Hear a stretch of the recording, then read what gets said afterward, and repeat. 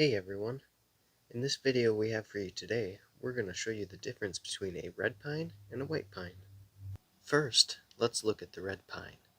This tree has a flaky bark with a red tint or color on the bark, which I show you here. White pine bark looks quite different. It's a darker color, maybe a little more grayish. It is not nearly as flaky as a red pine's tree bark. In this stand of pine trees, you can see a group of white pine on the right, and look at how the branches have many more needles on them. White pine needles have a more lighter green tint to them, which is on the right, and grow in groups of about 5, while the red pine needles have a darker tint of green to them, which is on the left, and grow in groups of about 2.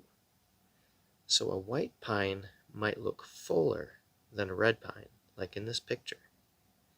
The white pine group on the right appear fuller, meaning having more of an abundance of needles, than the group of red pine that seem to have more open spots between the branches due to the less needles in a group.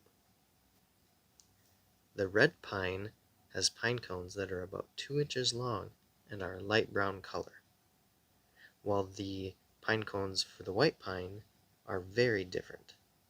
They can be about 6 inches long and also have a sticky sap that comes from the many scales that it has. There are many animals and insects that live on or around trees. Can you spot the insects in these photos? Yep, that is a daddy longleg, who is probably looking for its next meal, or just exploring the tree. How about here?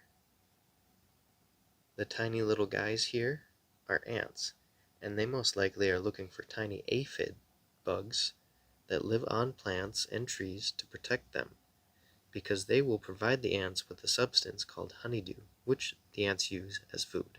As always, thank you for watching, and I hope you learned more about the trees that may be in your backyard. Check out our other videos, games, and cool information on our new website.